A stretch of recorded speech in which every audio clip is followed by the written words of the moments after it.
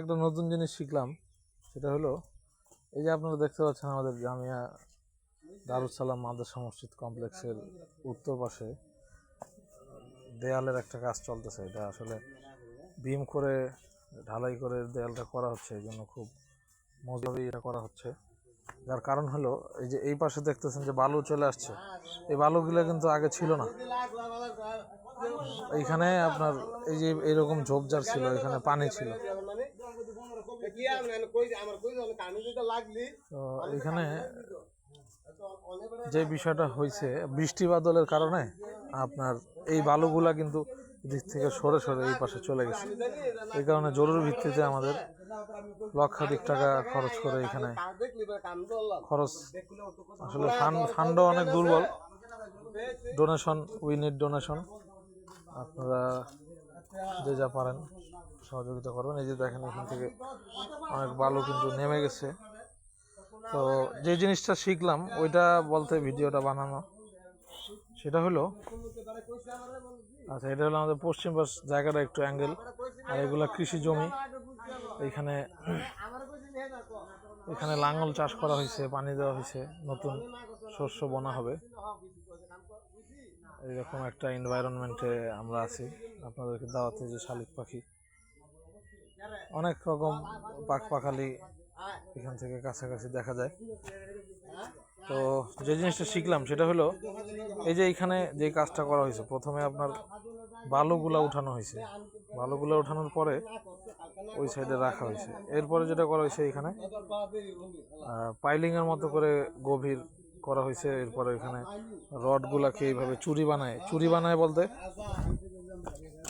বলতে যে এইভাবে যেই শেপটা দেওয়া হয়েছে, এগুলা বানানোর পরে নিচের থেকে ইট ছুরকি দিয়ে মিশায়ে একটা ঢালাই তৈরি করে এখানে ঢালা হয়েছে। এরপরে যত মাল ম্যাটেরিয়াল আছে, মশলা, এগুলো এখানে লাগানো হয়েছে। তো এই যে একটা শেপ আপনারা দেখতে পাচ্ছেন, এই যে ইটের নিচে কিন্তু রড আছে, রড দিয়ে ভালোভাবে মজবুত করে করা হয়েছে, যাতে মানে দেখা যায় যে শুধু ইট দিয়ে করলে ইটগুলা ভেঙে যেতে পারে। এই যে এইখানে আপনারা দেখতে পাচ্ছেন যে এইখানে দেখলে বুঝবেন যে এইখানে যে রডগুলো আছে এগুলো কিন্তু এইভাবেই চুরি বানানোর পরে এইভাবে দেওয়া হয়েছে। এইভাবে দেওয়ার পরে এখানে আবার রডগুলো লাগানো হবে, চুরি বানানো হবে, লাগানোর পরে এরপরে ওটার সাইড দিয়ে ইট দেওয়া হবে। এরপরে যেটা করা হবে, আসলে প্রত্যেকটা কাজই আসলে গুরুত্বপূর্ণ এবং সবার কাজই হালাল কাজ। প্রত্যেকটা পেশাই সম্মানিত একটা পেশা। হালালভাবে যে আয় করতেছে, নিজের কষ্টার্জিত যে উপার্জন, সেখানেই হলো শতভাগ বরকত। যেটা বলতেছিলাম, এই যে এই কাঠগুলা ওই চুরি বানানোর পরে ইট দেওয়ার পরে এই কাঠগুলা দিয়ে এইখানে দুই পাশে একটা সাপোর্ট দেওয়া হয়। কেন সাপোর্ট দেওয়া হয়?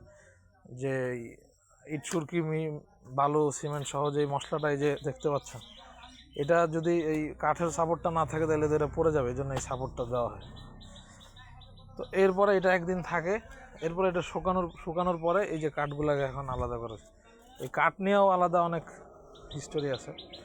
কাঠগুলা কিন্তু মানে কাঠ কিনতে হয়, কাঠ কেনারও কস্টিং অনেক বেশি। তো সেক্ষেত্রে দেখা যায় যে কাঠ ভাড়া পাওয়া যায়। মনে করেন যে এইখানে আরও কাঠ আছে, মোটামুটি কিনতে গেলে 20,000-এর মতো টাকা লাগতো, আর ভাড়া পাওয়া যায় 5,000 টাকায়। তো এই কাঠগুলাকে কিন্তু এইভাবে জোড়াতালি দেওয়া হয়েছে, এটার উপরে পলিথিন দেওয়া হয়েছে যাতে মশলাগুলো বের না হয়ে যায়। হ্যাঁ, তো এরপরে এই কাঠগুলো এখানে মারা হয়েছে। এই যে দেখেন, এই যে একটা কাঠের শেপ আসছে। এরপরে যেটা হয়েছে, এই যে কাঠগুলো এখানে আলাদা করা হইলো।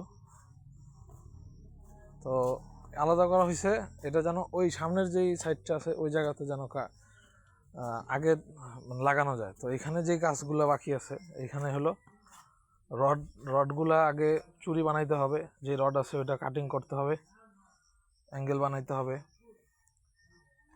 এরপরে চুরি বানানোর পরে এইভাবে রডগুলা সাজায় এটার সাথে অ্যাডজাস্ট করে ঢুকাইতে হবে। এরপরে ইট বসাইতে হবে, সুরকি, ইট, বালু, সিমেন্ট দিয়ে মশলা বানাইতে হবে। এরপরে কাঠ লাগাইতে হবে, এই যে যেই চুরি বানানো হবে। এরপরে এখানে দুই পাশে ওই ইট দেওয়ার পরে দুই পাশে কাঠ দিতে হবে, আর ইটগুলাও দিতে হবে ইয়া সহ মশলা সহ, ইট তো এমনি দেওয়া যাবে না। তো এরপরে যে মেন মশলাটা এখানে মারতে হবে। তো এইভাবেই এই কাজগুলো ফাংশন করে। আসলে এই জিনিসগুলো বুঝতে পারলে ভালো লাগে, তাহলে যে কোনো কাজেই আমরা অভিজ্ঞতা থাকলে দেখা গেছে যে ভালো। যাই হোক, এই ছিল আজকের নতুন একটা অভিজ্ঞতা। এগুলো সেভ, আচ্ছা যাই হোক, আর বড় না করি, এখন ভিডিওটা সমাপ্ত করি। আসসালামু আলাইকুম।